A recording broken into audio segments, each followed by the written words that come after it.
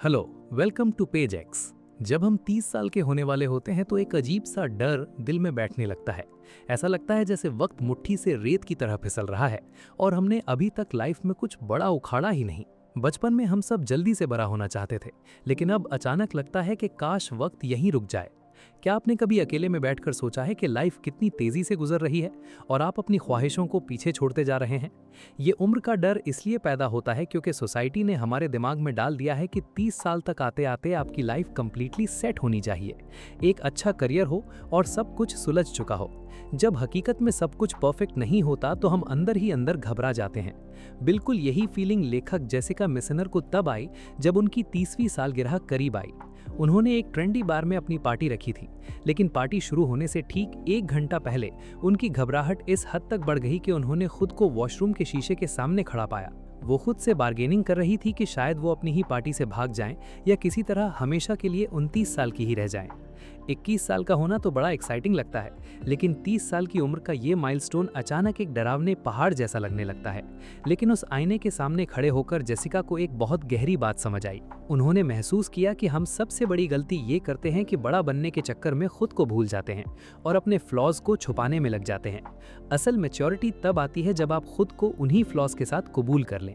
इसी एहसास ने उन्हें अपनी फेमस किताब things to do before you are 30 लिखने पर मजबूर किया। इस किताब में उन्होंने छोटी बड़ी चीज़ों की एक ऐसी लिस्ट शेयर की है जो हमें 30 साल का होने से पहले ज़रूर ट्राई करनी चाहिए, ताकि लाइफ में कोई पछतावा ना रहे। ये साल जिम्मेदारियां उठाने के तो हैं ही, लेकिन साथ ही अपनी बाउंड्रीज को पुश करने और लाइफ को पूरी तरह जीने के भी हैं, क्योंकि 30 साल की उम्र किसी लंबे सेंटेंस के आखिर में आने वाले फुल स्टॉप की तरह नहीं, बल्कि सिर्फ एक कॉमा की तरह होती है, जहां से जिंदगी एक नया मोड़ लेती है। जिंदगी के इस नए मोड़ पर हमारी सबसे बड़ी रुकावट हमारी अपनी सोच होती है।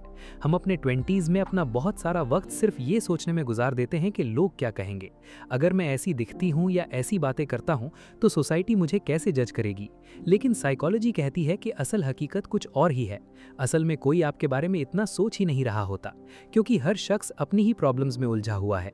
जब आपको इस बात का एहसास होता है तो एक अजीब सा सुकून मिलता है, एक ऐसी आज़ादी महसूस होती है जहां आप दूसरों की एक्सपेक्टेशंस का बोझ अपने कंधों से उतार फेंकते हैं। इस आज़ादी का पहला कदम ये है कि आप ना कहना सीखें। हम अक्सर लोगों को खुश करने के लिए हर बात पर हाँ कह देते हैं। किसी ऐसी गैदरिंग में चले जाते हैं जहां जाने का हमारा बिल्कुल दिल नहीं होता। हम एक्सक्यूजेस बनाते हैं या झूठ बोलते हैं, क्योंकि हमें लगता है कि अगर हमने सीधा इनकार किया तो सामने वाले को बुरा लगेगा। लेकिन किताब में लेखक कहती हैं कि आपको बिना कोई वजह बताए इनकार करने का पूरा हक है। आप किसी को अपना वक्त देने के पाबंद नहीं हैं, और अपने वक्त पर सबसे पहला हक आपका अपना है। इसके साथ ही ये वक्त इस बात को समझने का भी है कि आपकी लाइफ में कौन से रिश्ते वाकई मायने रखते हैं। कभी कभी पुरानी दोस्तियां वक्त के साथ बोझ बनने लगती हैं। कुछ लोग सिर्फ आपकी एनर्जी ड्रेन करते हैं या आपको आपकी कद्र भुला देते हैं। ऐसे लोगों को अपनी लाइफ से दूर करना कोई खुदगर्जी नहीं, बल्कि अपनी मेंटल पीस के लिए जरूरी है। सच्ची दोस्ती वो होती है जहां आप बिना किसी डर या झिझक के वहां से बात शुरू कर सकें जहां पिछली दफा छोड़ी थी।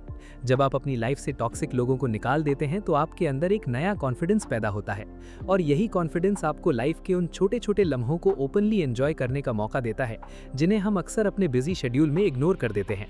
इन छोटे लम्हों को एंजॉय करने के रास्ते में एक और बड़ी रुकावट हमारी कंपैरिजन की आदत है। आजकल सोशल मीडिया की वजह से हम दूसरों की चमकती हुई लाइफ देखकर अपनी रियल लाइफ को कोसने लगते हैं। हमें लगता है कि सब आगे निकल गए और हम पीछे रह गए हैं। लेकिन लेखक याद दिलाती हैं कि लोग ऑनलाइन सिर्फ अपना बेस्ट फेस आगे रखते हैं। वो अपने दुख, लोनलीनेस या लंबे वर्क आवर्स कभी पोस्ट नहीं करते। इसलिए लाइफ को फुली जीने के लिए कम से कम एक हफ्ते तक खुद को दूसरों से कंपेयर करना बिल्कुल बंद कर दें। इस उम्र में जब हम खुद को ठीक से ढूंढ रहे होते हैं तो हमें कई दफा इमोशनल तकलीफों से भी गुजरना पड़ता है, जिनमें ब्रेकअप्स सबसे आम है। एक ब्रेकअप अक्सर किसी छोटी मौत की तरह महसूस होता है, जहां आप सिर्फ उस इंसान को ही नहीं खोते, बल्कि उसके साथ सोचे गए उस फ्यूचर को भी खो देते हैं जो आपने माइंड में बनाया होता है।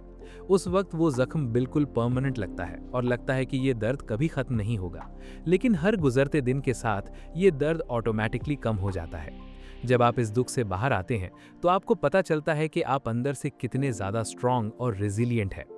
लाइफ के इस फेज में सबसे ज़रूरी चीज़ ये है कि आप अपनी इंट्यूशन यानी अपने अंदर की आवाज़ पर भरोसा करना सीखें।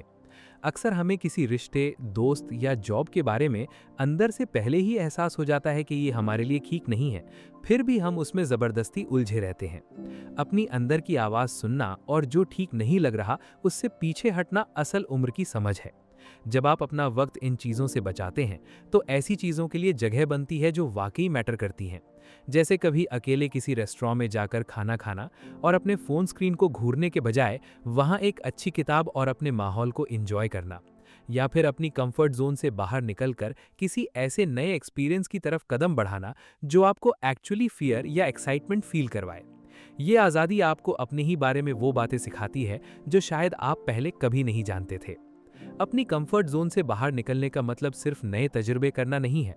इसका मतलब ये भी है कि आप उस प्रेशर को अपने ऊपर से हटा दें जो सोसाइटी आप पर डालती है। हमें लगता है कि 30 साल तक हमें हर हाल में अर्ली सक्सेस मिल जानी चाहिए, लेकिन सच तो ये है कि कामयाबी की कोई फिक्स टाइमलाइन नहीं होती। क्या आप जानते हैं कि जूलिया चाइल्ड ने अपनी पहली कुकबुक 50 साल की उम्र में लिखी थी, या मशहूर एक्टर जॉन हैम 36 साल के थे जब उन्हें अपनी लाइफ का पहला बड़ा रोल मिला था। इसलिए जल्दी कामयाब होने के उस बोझ को खुद से उतार फेंकें, क्योंकि हो सकता है आपका बेस्ट वक्त आना अभी बाकी हो। इस उम्र में आकर हमें आहिस्ता आहिस्ता ये एहसास भी होने लगता है कि पैसा आपकी हर प्रॉब्लम सॉल्व नहीं कर सकता। पैसा ज़रूरी है, लेकिन ये कभी भी प्यार और इंसानी कनेक्शन की गहरी ज़रूरत को पूरा नहीं कर सकता। असल नुकसान तब होता है जब हम वेल्थ के पीछे भागते हुए अपने अहम रिश्तों और वक्त को कुर्बान कर देते हैं। इस उम्र में अपने माँ बाप के साथ वक्त गुजारना और उन्हें शुक्रिया कहना बहुत अहमियत रखता है। बचपन में वो हर मुश्किल में आपके सबसे बड़े चीयर लीडर थे। अब ये आपकी बारी है कि उनका सहारा बने और उनकी लाइफ में आने वाली तब्दीलियों में उनको सपोर्ट करें। अपनी मेंटल हेल्थ को वक्त दें और कोई ऐसी सेल्फ केयर रूटीन ढूंढें जो आपके दिमाग को सुकून दे। अपने 20s में आपने जो कुछ भी देखा और सीखा उस पर फख्र महसूस करें। 30 साल का होना कोई डर की बात नहीं, बल्कि ये एक ऐसे चैप्टर की शुरुआत है जहां आप असल में खुद को पूरी तरह पहचानते और कबूल करते हैं। अगर आप इस किताब को डिटेल में पढ़ना चाहते हैं तो इसका लिंक डिस्क्रिप्शन में मौजूद है। वीडियो को लाइक, शेयर और सब्सक्राइब जरूर करें ताकि ऐसी ही बातें हम आप तक लाते रहें। मिलते हैं नेक्स्ट वीडियो में, तब तक के लिए बाय बाय।